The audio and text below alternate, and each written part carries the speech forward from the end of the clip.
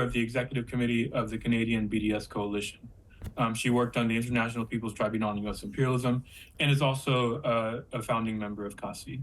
Welcome, Charlotte. What we have seen is that the bravery, creativity, and revolutionary steadfastness of the Palestinian and regional resistance, particularly through the armed struggle, has reset the balance of power so that the crimes of the occupier can no longer be greeted with nothing but impunity and silence and approval.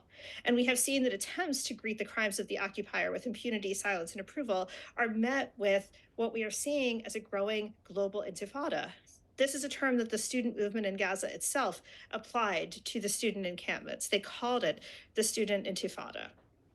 They've continued to call it the student intifada. And so that's a global intifada that is led by the resistance.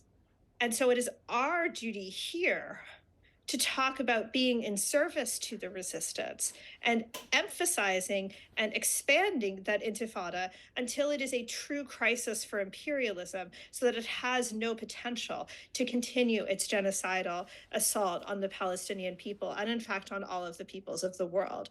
The achievements that can be framed as legal achievements are not brought about by the objective application of law, but by the changes in reality that have been brought about by the armed struggle. This is an international popular cradle of the resistance that can be part of and contribute to the resistance on the ground from the imperial core. The ICC has for too long served as a weapon of colonialism rather than as a tribunal of justice. We cannot rely on the ICC to bring justice just as much as we cannot rely on the legal system in the United States or anywhere else to bring us justice. Instead, we can look toward the alliance of the resistance and also challenge ourselves to build our institutions, our movements, and our struggle in order to become a meaningful and worthwhile partner of those resistance forces that are leading the world and are leading the region. It is the resistance that stretches from Iran to Palestine, from Yemen to Syria, to Iraq to Lebanon, but that further stretches to Haiti, to Cuba, to Venezuela, to Eritrea, to South Africa, and to all of the peoples of the world that are fighting back together, to every campus and labor union and organization that is taking the streets and shutting things down for Palestine, to every escalation and action.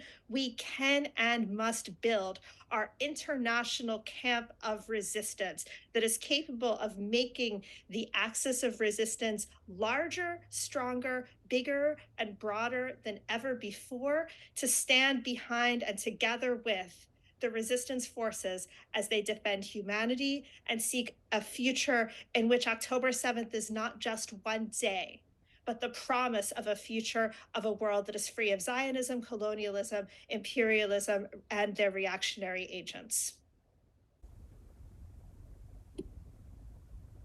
Thank you so much, Charlotte, for laying out the reality that it's the resistance and particularly the armed resistance that sets the path to a new future. Really appreciate it.